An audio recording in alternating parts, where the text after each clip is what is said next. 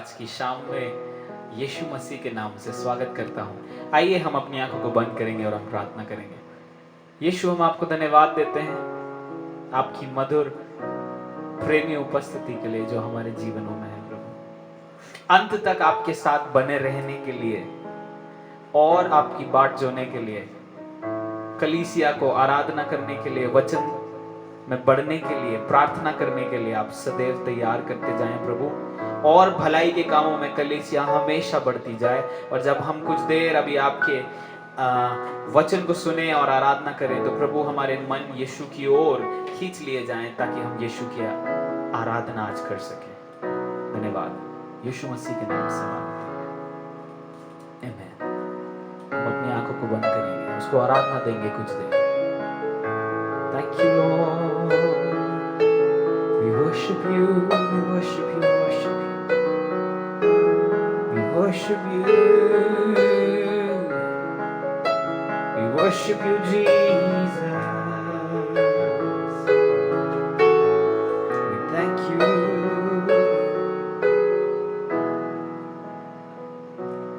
भंवर के बीच में तू कहता है थम जा, तू मेरी ताकत है, तू ही मेरा ईमान। भंवर के बीच में तू कहता है थम जा, तू मेरी ताकत है, तू ही मेरा ईमान। बीते कल में तू साथ मेरे था, आज भी मेरे साथ है खड़ा। बीते कल में तू साथ मेरे था, आज भी मेरे साथ है खड़ा। आने वाले कल में भी होगा, उठते हुए उफानों में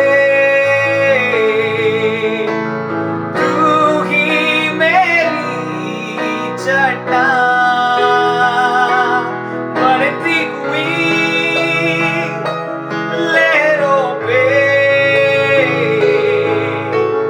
तेरे कदमों के निशान। उठते हुए उफानों में तू ही मेरी चट्टान। बढ़ती हुई लहरों पे तेरे कदमों के निशान।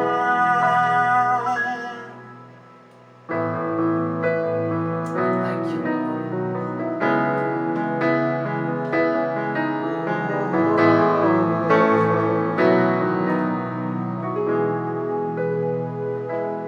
बीमारियों में तू कहता है उठ जा, यहोवा राफा। तू ही मेरी शिफा। बीमारियों में तू कहता है उठ जा, यहोवा राफा। तू ही मेरी शिफा।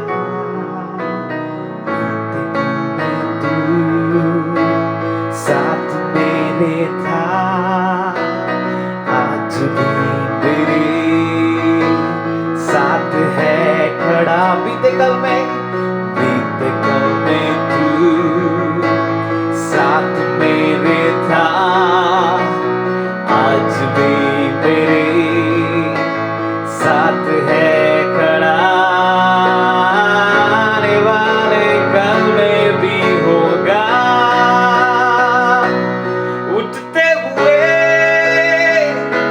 उफानों में तू ही मेरी चट्टान। बढ़ती हुई लहरों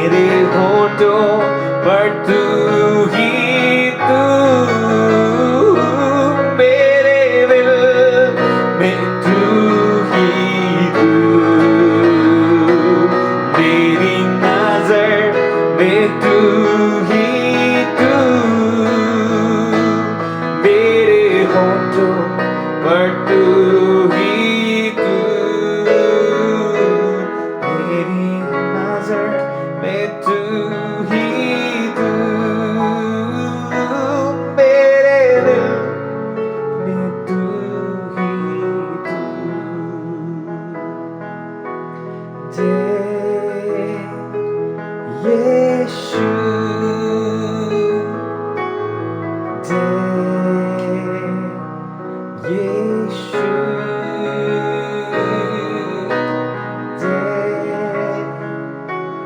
यीशु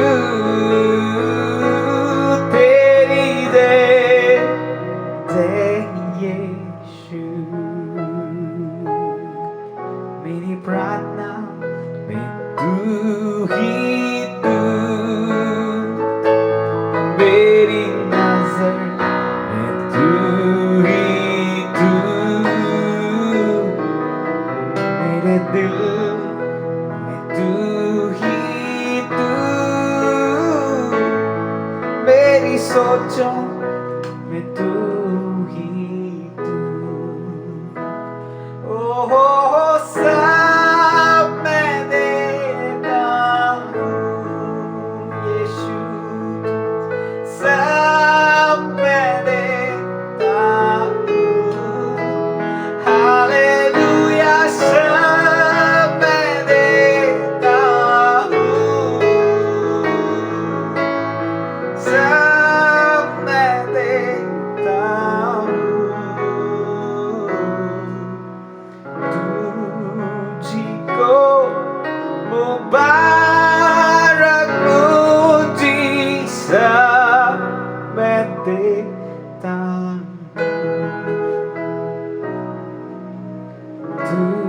तुझको मुबारक मुझी सब मैं देता हूँ। पिता हम आपको धन्यवाद देते हैं, हम अपने जीवनों को यीशु के चरणों में लाकर रख देते हैं। यीशु आप हमको चलाएं इन उठते हुए उफानों जैसी परिस्थितियों में। आप हमारी चट्टान हैं प्रभु, क्योंकि आपके वचन में आपने कहा है जो व्यक्ति मेरी इन बातों पर अपने घर की नींव को बनाएगा वो उस बुद्धिमान व्यक्ति के समान है। जब आंधी आएगी और तूफान आएगा उसका घर कभी ढहेगा नहीं। प्रभु हमारा घर जो आपकी चट्टान पर बना हुआ है वो टूटकर बिखरेगा नहीं प्रभु, लेकिन चट्टान के ऊपर स्थिर खड़ा रहेगा। हम आपको आदर महिमा और स्तुति देते हैं क्योंकि आप हमारी चट्टान है। यीशु के नाम से मांगते हैं, आमीन। प्रभु आपको आशीष दे। मसीह में मेरे प्रिय भाइयों बहनों, आप सबको जय मसीह की। एक बार फिर से प्रभु का अनुग्रह मुझ पर हुआ और हम सबके ऊपर प्रभु का अनुग्रह है मेरे प्रियो, जिसके चलते परमेश्वर पिता निरंतर अपने वचन के द्वारा हमसे बातचीत करते हैं।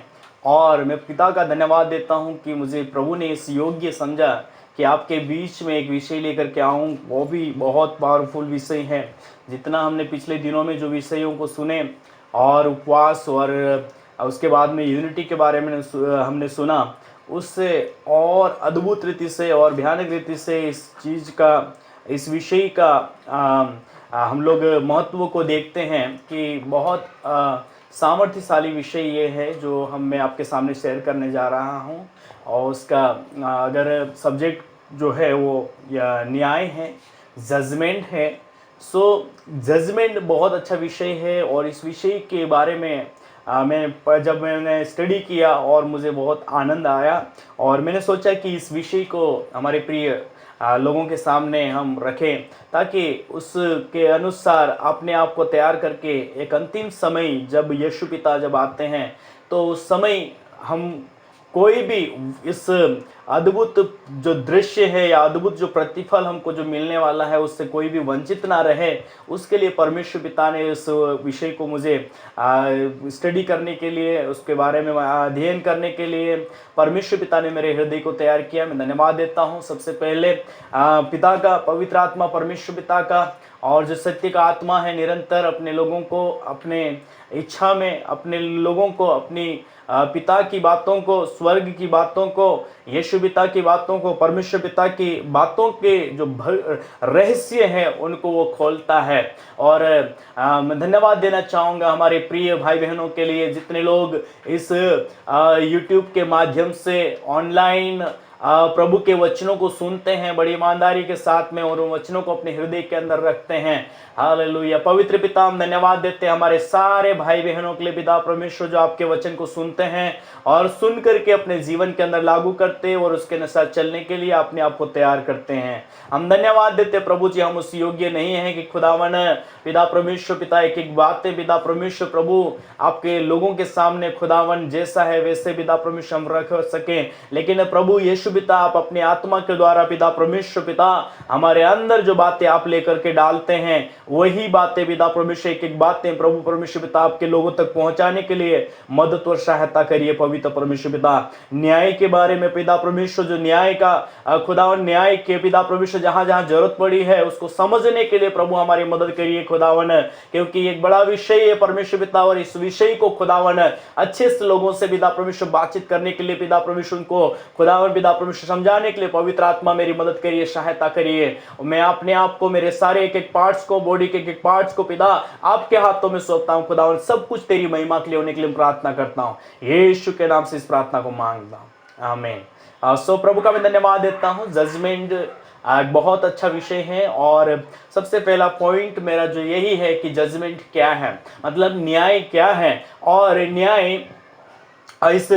न्याय कहाँ से स्टार्ट हुआ, न्याय का शुरुआत कहाँ हुआ, न्याय करने वाला कौन है और इस न्याय के चलते हमको क्या परिणाम मिलते हैं, जब हम उस न्याय के अंदर जाते हैं उस समय हमको क्या परिणाम मिलते हैं। ऐसे बहुत सारे पॉइंट में आपके सामने रखूंगा, लेकिन सबसे पहला जजमेंट क्या है, न्याय क्या है। हमारे कर्मों के आधार पर हम जो काम करते हैं, हम जो अपने जीवन के अंदर जितना परमेश्वर पिता ने हमको करने के लिए जो दिया है, कामों को करने के लिए परमेश्वर ने जो सौंपा है, उस चीज का न्याय परमेश्वर पिता एक दिन जरूर करेंगे। और मैं आपके सामने लेकर के आना चाहता हूं कि न्याय वो उस कब शुरू होता है, न्याय कब शुरू होता है, न्याय की जरूरत कब पड़ती है।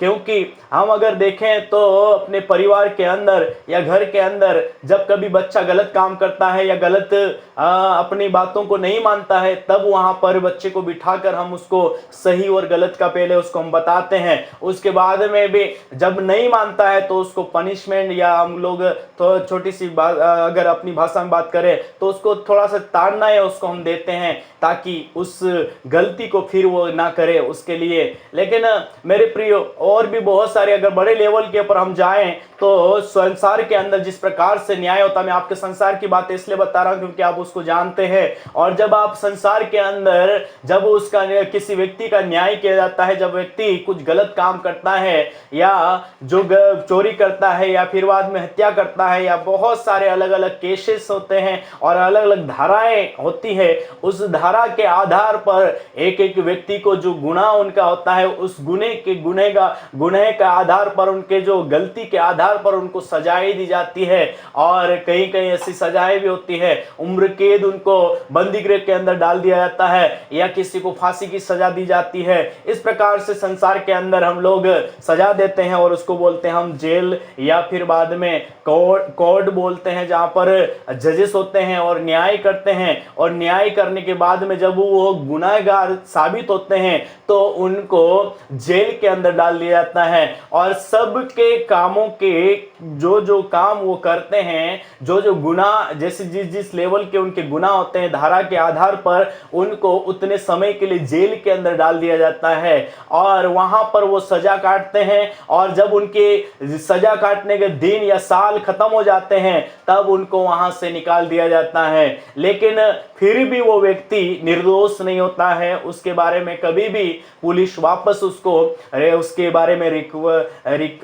बारे में जानकारी लेकर के उसको फिर से, मतलब उसका फिर से अगर वो गलती करता है तो वापस उसको जेल में लेकर के जाते हैं। इस प्रकार से मतलब बहुत सारे हम लोग संसार के अंदर लोगों को जो सजा है उसको हम देते हुए देख सकते हैं। कोर्ट के अंदर, थाने के अंदर और जेल के अंदर, बहुत सारे अलग अलग एरियाज के अंदर हम लोग पनिशमेंट को देखते हैं। तो मेरे प्रिय भाई और बहनों, ऐसे ही एक बड़ा विषय है आत्मिक दुनिया के अंदर, और आत्मिक दुनिया की बातों को समझने के लिए हमको आत्मिक रीति से परमेश्वर पिता के बारे में और यीशु पिता, पवित्र आत्मा, परमेश्वर, इन तीनों के बारे में, और उसके बाद में हम स्वर्ग के अंदर देखें तो स्वर्ग के अंदर असंख्यक स्वर्गदूत थे, अनगिनत स्वर्गदूत थे जिनको परमेश्वर ने अपनी महिमा के लिए बनाया, रचा है। उन सब स्वर्गदूतों को परमेश्वर ने अपने अपने कामों को, जिम्मेदारियों को उनको दिया, और सब स्वर्गदूत आत्मिक दुनिया के अंदर अपनी अपनी रिस्पांसिबिलिटी को पूरा कर रहे हैं। मेरे प्रियो, हम जब यूहन्ना रचित सुसमाचार को पढ़ते हैं तो यूहन्ना रचित सुसमाचार 17 अध्याय को पढ़ते हैं तो वहां पर पिता, पुत्र, पवित्र आत्मा ये तीनों एक होते हैं और कहते हैं कि जैसे हम एक है वैसे ये लोग भी एक हो।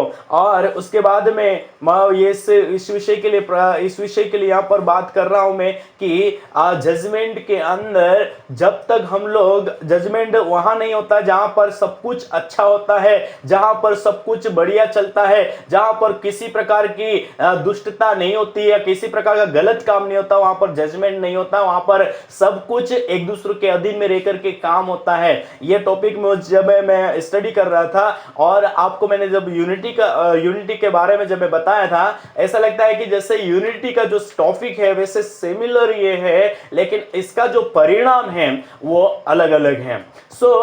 यूनिटी के अंदर भी हम लोग जब देखते हैं, लास्ट के अंदर जब जाते हैं, लास्ट में जो लोग परमेश्वर पिता के साथ होते हैं वो स्वर्ग वापस शिफ्ट हो जाते हैं, और जो परमेश्वर पिता की इच्छा में नहीं होते उनको जहां शैतान की जगह होती है, जहां पर लूसीफर या शैतान की जितने भी दूत होते हैं उनके लिए जो जगह तैयार की गई है अर्थात नरक, उसमें उनको डाल दिया जाता है। वैसे ही मेरे प्रिय भाई और बहनों, न्याय भी वैसे है। जब हम स्वर्ग के अंदर देखें तो स्वर्ग के अंदर परमेश्वर पिता है, पवित्र पिता यीशु पिता है, वहां पर पवित्र आत्मा परमेश्वर है, और उनके साथ में असंख्य स्वर्गदूत हैं, लाखों स्वर्गदूत हैं जिनकी कोई गिनती नहीं कर सकते। ऐसे अनगिनत स्वर्गदूत वहां पर रखे गए हैं, लेकिन वहां पर कुछ मुख्य स्वर्गदूतों को रखा गया है, और इन मुख्य स्वर्गदूतों के अलग अलग काम हैं। वहां के जितने भी जो मुख्य स्वर्गदूत हैं उनके अलग अलग दूत हैं, और उनका भी एक एक दूत है, उनके अंडर में लाखों स्वर्गदूत हैं, अनगिनत स्वर्गदूत हैं उनके अंडर में। मेरे प्रियो, मैंने आपको पहले यूनिटी के अंदर भी इन स्वर्गदूतों के बारे में बताया था, लेकिन मेरा जो टॉपिक है वो सिमिलर है, लगभग समान है, लेकिन उसके अंदर हम लोग न्याय को देखते जाएंगे। पहला स्वर्गदूत जब स्वर्ग के अंदर जिनको अलग अलग काम सौंपे गए थे, उनके कामों के आधार पर पहला जो स्वर्गदूत था मिकाएल, मतलब मिकाएल स्वर्गदूत है जो युद्ध करने वाला स्वर्गदूत है। पहला मिकाएल के बारे में प्रकाशित वाक्य उसका 12वां अध्याय उसका 7 पद से लेकर 8 और 9 पद को जब पढ़ते हैं तो वहां पर जो शैतान है, लूसीफर है, और लूसीफर और उसकी सेना के साथ में मिकाएल के स्वर्गदूत और मिकाएल ये सब मिलकर के उस लूसीफर की सेना से लड़ते हैं। मतलब ये युद्ध करने वाला एक स्वर्गदूत हैं जो स्वर्ग के अंदर अपनी रिस्पांसिबिलिटी को समय समय पर करते हैं। प्रकार अपना दानियेल की पुस्तक उसका 10वें अध्याय उसका मैंने आपको बताया कि 13 पद को जब हम पढ़ते हैं तो 13 पद के अंदर भी कहते हैं, फरास के राज्य का प्रधान 21 दिन तक मेरा सामना किए रहा, परंतु मिकाएल जो मुख्य प्रधानों में से है वो मेरी सहायता के लिए आया, इसलिए मैं फारस के राजाओं के पास रहा। यहाँ पर दानियेल को नदी के किनारे जब दर्शन को मिलता है, और दानियेल के बारे में लिखा है कि यहाँ मिकाएल जो स्वर्गदूत हैं वो दानियेल की हेल्प करने के लिए दानियेल के पास में आकर के वो मदद करता है, और ये युद्ध करने वाला स्वर्गदूत के रूप में वो दानियेल देखता है। 12 अध्याय उसका 1 पद के अनुसार, फिर स्वर्ग में एक बड़ा चिन्ह दिखाई दिया और एक स्त्री 12 अध्याय दानियेल की पुस्तक उसका 12वां अध्याय उसका 1 पद, उस समय मिकाएल नामक बड़ा प्रधान जो मेरे जाति भाइयों का पक्ष करने को खड़ा रहता है वो उठेगा, तब ऐसे संकट का समय होगा जैसे कोई जाति के उत्पन्न होने के समय से लेकर अब तक कभी ना होगा, परंतु उस समय तेरे लोगों में से जितनों के नाम परमेश्वर की पुस्तक में लिखे हुए हैं वे बच निकलेंगे। हाँ, तो मिकाएल स्वर्गदूत है, वो युद्ध करने वाला स्वर्गदूत है, और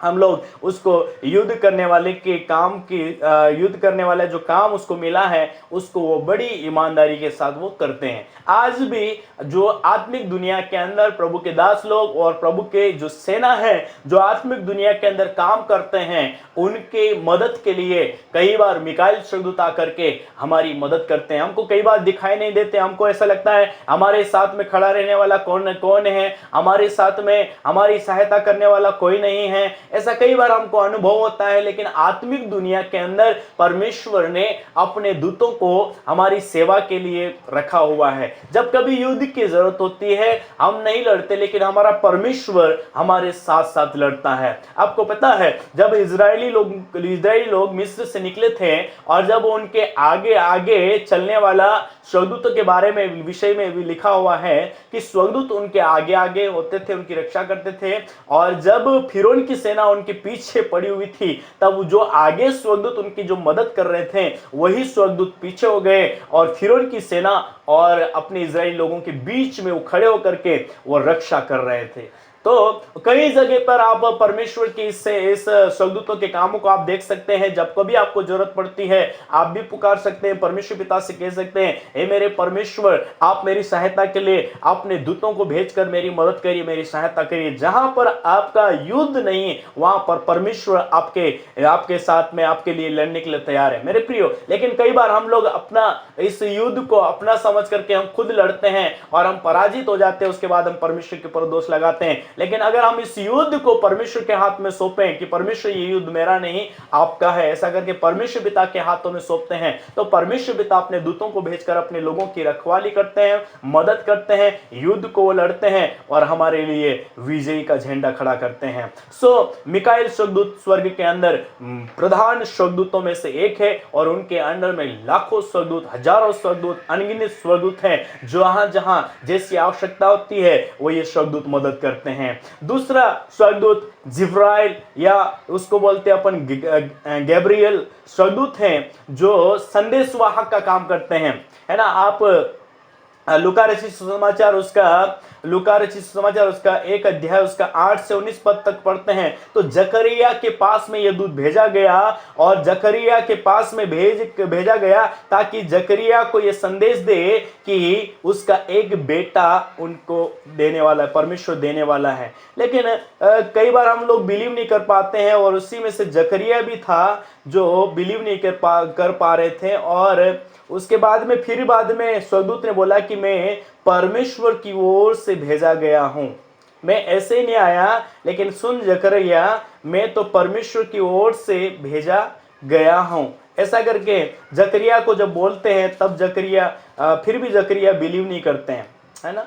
और यहाँ पर पूछता है, जकरिया ने स्वर्गदूत से पूछा ये मैं कैसे जानूं क्योंकि मैं तो बूढ़ा हूं और मेरी पत्नी भी बूढ़ी हो गई है। स्वर्गदूत ने उसको उत्तर दिया, मैं जिब्राइल हूं जो परमेश्वर के सामने खड़ा रहता हूं और मैं तुझसे बातें करने और तुझे यह समाचार देने को भेजा गया हूं।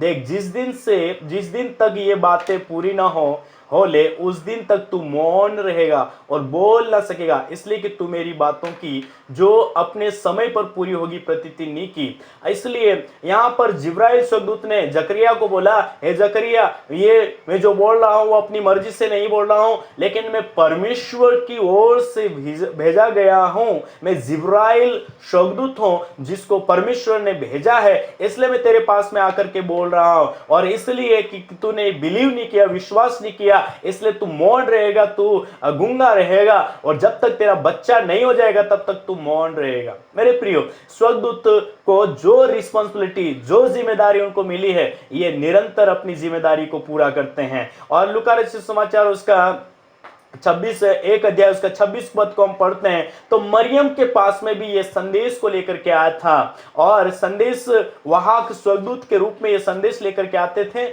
और निरंतर वो अपने लोगों से बातचीत करते थे, है ना। यहाँ पर भी मरियम के पास में आकर के बोलते हैं 26 पद को हम जब पढ़े तो कहता है, 6वें महीने में मरियम की परमेश्वर की ओर से जिब्राइल स्वर्गदूत गलील के नासरत नगर में एक कुंवारी के पास भेजा गया जिसकी मंगनी यूसुफ नामक दाऊद के घराने के एक पुरुष से हुई थी। उस कुंवारी का नाम मरियम था। स्वर्गदूत ने उसके पास भीतर आकर कहा, आनंद और जय तेरी हो, जिस पर ईश्वर का अनुग्रह हुआ है, प्रभु तेरे साथ है ना। तो स्वर्गदूत इनको जो स्वर्गदूत हैं उनको सबको अपनी अपनी रिस्पॉन्सिबिलिटी दी गई है। मैं आपको ये बताना चाहता हूं, जल्दी से हम लोग आगे जाएंगे और तीसरे नंबर का जो स्वर्गदूत है उसको भी हम देखते हैं। तीसरे नंबर का जो स्वर्गदूत है वो रफाइल स्वर्गदूत है, जो सेवा टहल करने का काम करते हैं। और उसके बारे में आप यूहन्ना रचित सुसमाचार उसका 5 अध्याय उसका चौथे पद को हम जब पढ़ते हैं तो इसका जो काम होता है वो बेतसदा के जो कुंड होता है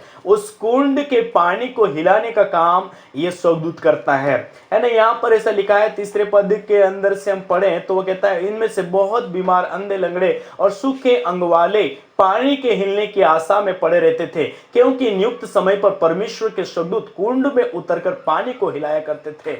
पानी हिलते ही जो कोई पहले उतरता वह चंगा हो जाता था, चाहे उसकी बीमारी क्यों ना हो।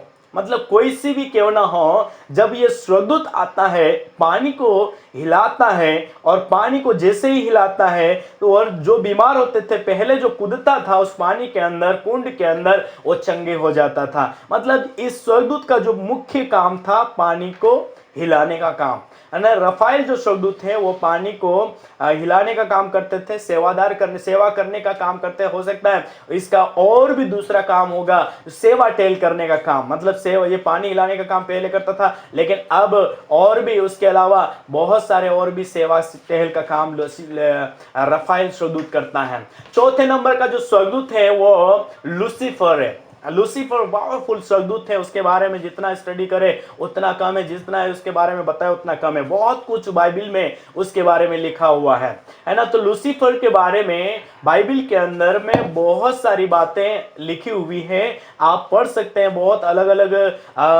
अलग जगह पर लूसीफर के बारे में लिखा हुआ है। एस्केल की पुस्तक के अंदर आप 28वें अध्याय के अंदर वो आराधक हैं, प्रकाशित वाक्य उसका 7वें 12वें अध्याय के अंदर भी उसके बारे में हम पढ़ सकते हैं। ऐसा 12 अध्याय उसका 7 से 9 तक पढ़ सकते हैं कि वो बहुत आराधना करने वाला स्वर्ग के अंदर परमेश्वर के पास में रहकर के परमेश्वर पिता के आराधना करता है। सो आराधक है लूसीफर, आराधक है, परमेश्वर पिता के आराधना करने वाला है और इसके अंदर बहुत सारे अच्छे गुण भरे हुए हैं। लेकिन उसी मतलब इसके अंदर बहुत टैलेंट है, सब कुछ उसके पास में है। लूसीफर के बारे में एस्केल 28 का 12 से 18 तक पढ़ सकते हैं। यशायाह नबी की पुस्तक उसका 14 अध्याय उसका 12 से लेकर 15 तक पढ़ सकते हैं, है ना। यहोदा की प्रकाशित वाक्य 7वां अध्याय उसका 12 अध्याय उसका 7 से 9 तक पढ़ सकते हैं। सो लूसीफर बहुत पावरफुल स्वर्गदूत हैं जो परमेश्वर पिता के आराधना करने वाला। और एस्केल की पुस्तक में इसके बारे में बहुत अच्छे से बखान करता है कि एस्केल बहुत अच्छे से उसके बारे में बताते हैं कि लूसीफर कैसा है ना। जब हम लोग 12 पद से पढ़ते हैं तो कहते हैं, मनुष्य की संतान सोर के राजा के विषय में विलाप के गीत बनाकर उससे कह, यहोवा परमेश्वर यूं कहता है, तू तो उत्तम से उत्तम है, तू बुद्धि से भरपूर और सर्वांग सुंदर है। परमेश्वर के अदन नामक बारी में था, तेरे पास आभूषण, मणिक, पदराग, हीरा, फिरोजा, सुलेमानी मणि, यश, नीलमणि, मरकद और लाल सबा भांति के मणि और सोने के पहरावे थे। तेरे डप और बांसुलियां तुझी में बनाई गई थी। जिस दिन तू सृजा गया था उस दिन वे भी तैयार की गई थी।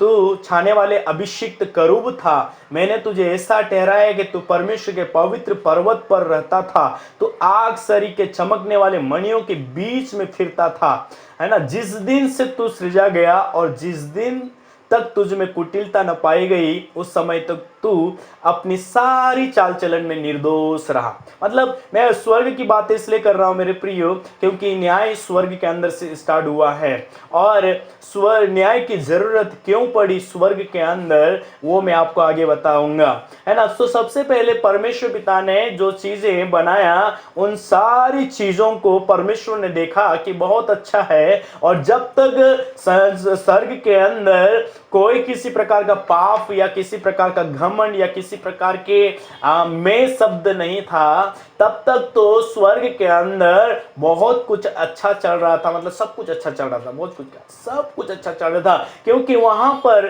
परमेश्वर ने इतनी सुंदर जगह बनाई है। अदन नामक बारी भी वहां पर है स्वर्ग के अंदर, और स्वर्ग के अंदर अदन नामक बारी के अंदर स्वर्गदूत को जो लूसीफर है उसको रखा।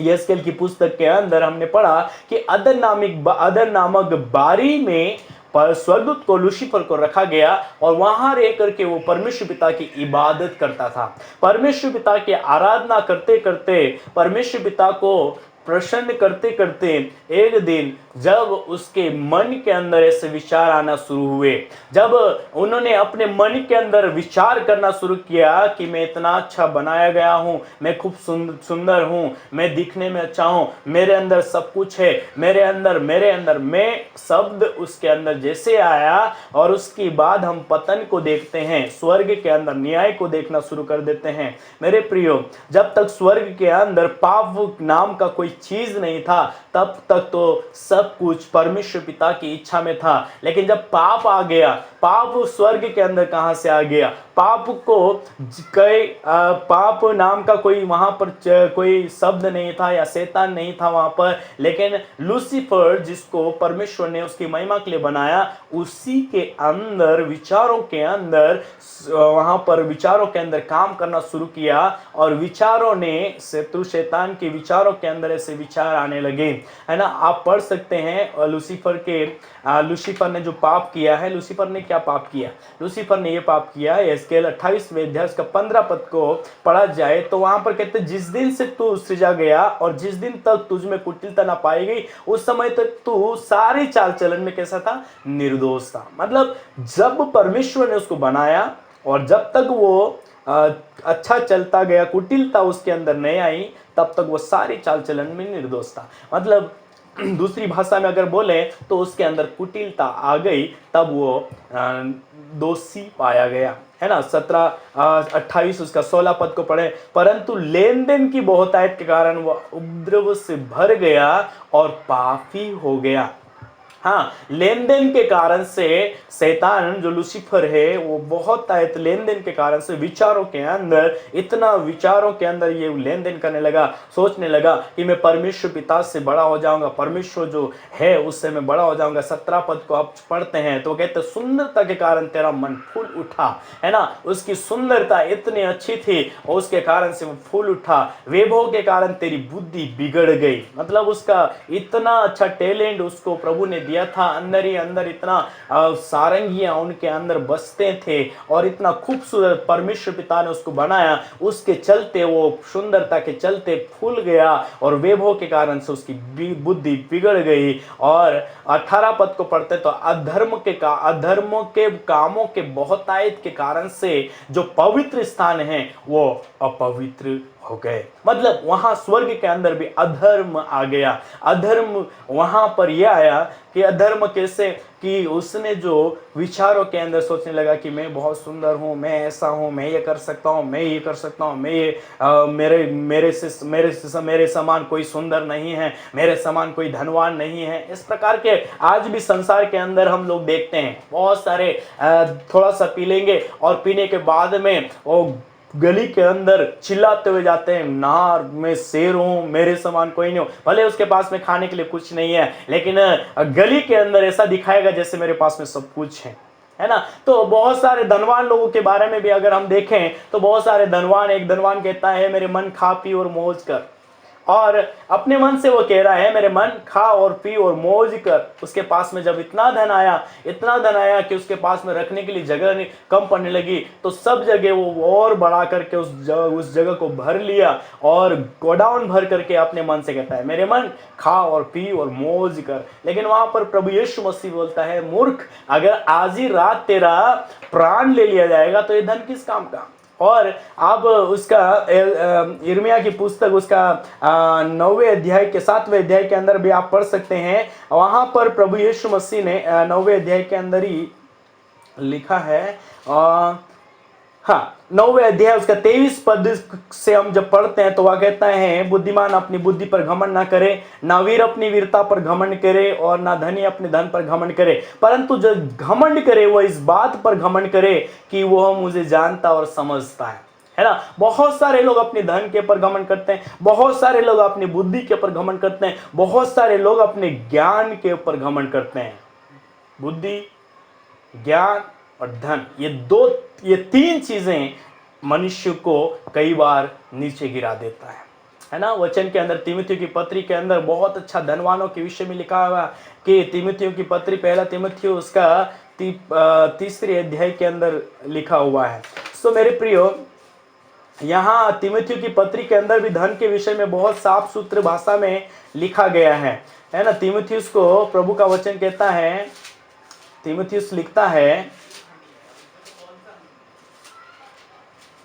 दूसरे तीमुथियों की छठवां अध्याय उसका 8 पद से अगर हम पढ़े तो कहता है, यदि हमारे पास खाने और पहनने को हो तो इन्हीं पर संतोष करना चाहिए, पर जो धनी होना चाहते हैं वे ऐसी परीक्षा और फंदे और बहुत सी व्यर्थ और हानिकारक लालसा में फंसते हैं जो मनुष्य को बिगाड़ देती है और विनाश के समुद्र में क्या कर देती है, डुबा देती है। क्योंकि रुपयों का लोभ सब प्रकार की बुराई की जड़ है, जिसे प्राप्त करने का प्रयत्न करते हुए बहुतों ने विश्वास से भटक कर अपने आप को नाना प्रकार के दुखों से छलनी बना लिए हैं। और आगे फिर परमेश्वर का वचन कहता है 11वें पद में, पहला तीमुथी 6वें अध्याय उसका 11 पद में कहता है, हे परमेश्वर के जन, तो इन बातों से भाग और धर्म, भक्ति, विश्वास, प्रेम और नम्रता का पीछा कर और विश्वास की अच्छी कोस्ती लड़ और उस अनंत जीवन को धर ले जिसके लिए तू बुलाया गया। लेकिन बहुत सारे लोग आज भी धन के पीछे या अपनी सुंदरता के पीछे, अपनी बुद्धि और अपने ज्ञान के पीछे आज भी ऐसा सोचते हैं कि हमारे समान कोई नहीं है। जिनको ज्ञान मिल जाता, जिनको धन मिल जाता, जिनको थोड़ा बहुत बुद्धि मिल जाती है, बहुत सारे लोग इसमें खोए हुए हैं। मैं आपसे कहना चाहूंगा, लूसीफर भी ऐसे ही था, जिसको सब कुछ परमेश्वर ने दिया, लेकिन उसमें वो खो गया और उसके बाद में सोचने लगा मेरे समान कोई भी पवित्र या मेरे समान कोई भी इतना सुंदर नहीं है। यशायाह की पुस्तक के अंदर आप पढ़ोगे 14 अध्याय उसका 11 पद से 14 पद तक आप पढ़ते हैं तो शैतान से पूछा गया है, और शैतान यहाँ पर कहता है मन में कहता था मैं स्वर्ग पर चढ़ूंगा, है ना। पहली चीज वो कहता था मैं स्वर्ग पर चढ़ूंगा, मैं अपने सिंहासन को ईश्वर के तारागण से ऊंचा करूंगा। तीसरी चीज कहता था मैं उत्तर दिशा की छोर पर सभा के पर्वत पर विराजूंगा, मैं मेघों से भी ऊंचे स्थानों के ऊपर चढ़ूंगा, मैं परम प्रधान के तुल्य हो जाऊंगा। इस प्रकार के विचार, मतलब ये 5 प्रकार के विचार शैतान के अंदर आया। ये केवल यशायाह की पुस्तक के अंदर है, लेकिन वैसे ही यहेजकेल की पुस्तक के अंदर भी है।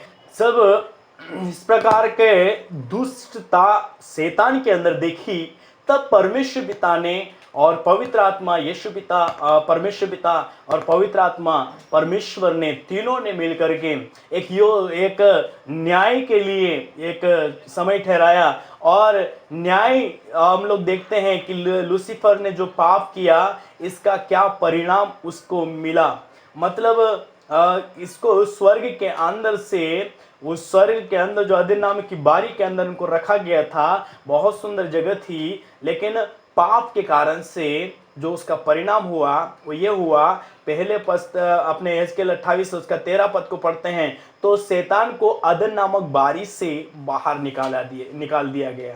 दूसरी चीज हम देखते हैं यहेजकेल 28 का 16 पद को पढ़ते हैं तो उसके अनुसार परमेश्वर पिता पवित्र पर्वत से नीचे उतार देते हैं, और जो आग सरी के चमकीले मणियों के बीच में ये रहता था वहां से उसको नष्ट कर दिया जाता है।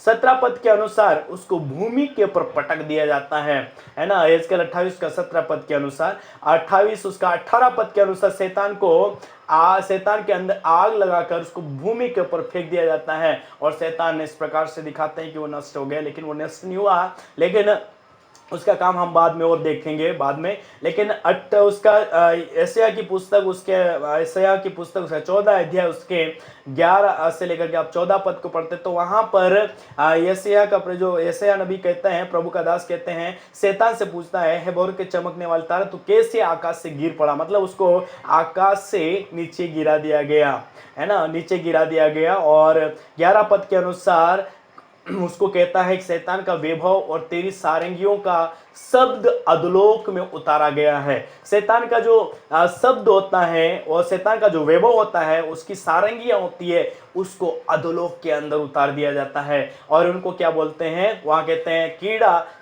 कीड़े तेरे बिछोना है और केचुए तेरे ओढ़ना है।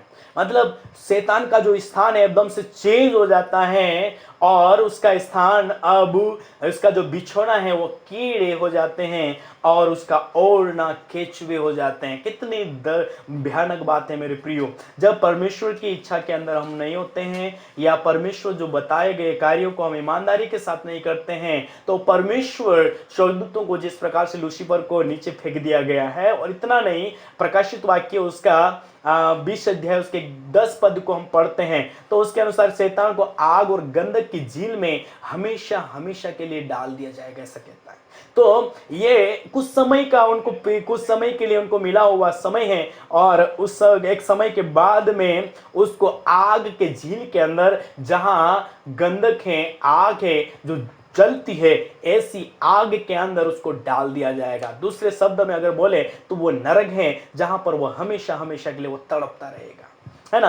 तो शैतान का जो जगह है एकदम से शिफ्ट होता है और वहां पर परमेश्वर उस पवित्र जगह से उसको नीचे फेंक देते हैं और पृथ्वी के ऊपर उसको फेंक दिया जाता है। एक युद्ध होता है। प्रकाशित वाक्य के अंदर, स्वर्ग के अंदर भी लड़ाई होती है। मैं इस चीज को जानने पाया जब मैं उसको पढ़ रहा था। प्रकाशित वाक्य 12 अध्याय उसका 7 पद से 9 पद 8 और 9 पद को मैं पढ़ रहा था। तो स्वर्गदूत जो मिकाएल स्वर्गदूत हैं और उसके साथ जितने भी और लाखों स्वर्गदूत हैं, असंख्य स्वर्गदूत हैं, और शैतान के जो लूसीफर के दूत और लूसीफर, ये दोनों पार्टी का युद्ध होता है। और उसके बाद में प्रकाशित वाक्य के अंदर उसको कहते हैं, 9वें पद को हम पढ़ ले तो वहां कहता है, जब वह बड़ा अजगर अर्थात वही पुराना सांप जो इब्लिस और शैतान कहलाता है और सारे संसार को भरवाने वाला है, पृथ्वी पर गिरा दिया गया और उसके साथ उसकी दूत भी गिरा दिए गए। और ये सारे स्वर्गदूत और जितने भी लूसीफर के साथ में थे उन सबको नीचे गिरा दिया गया। और उसको हम पढ़ सकते हैं, उसको हम पढ़ें तो वो कहता है 10वें पद के अंदर कहता है, मैंने स्वर्ग से ये बड़ा शब्द आते सुना, अब हमारे परमेश्वर का उद्धार और सामर्थ और राज्य और उसके सभी मसीह का अधिकार प्रकट हुआ है, क्योंकि हमारे भाई पर दोष लगाने वाला जो रात दिन हमारे परमेश्वर के सामने उन पर दोष लगाया करता था, गिरा दिया गया। और यहूदा की पत्री उसका 1 अध्याय उसका 6 पद के अनुसार कहता है, जिन स्वर्गदूतों ने अपने पद को स्थिर न रखा वरन अपने निज निवास को छोड़ दिया, उसने उनको भी उस भीषण दिन के न्याय के लिए अंधकार में जो सदा काल के लिए हैं बंधनों में रखा हुआ है।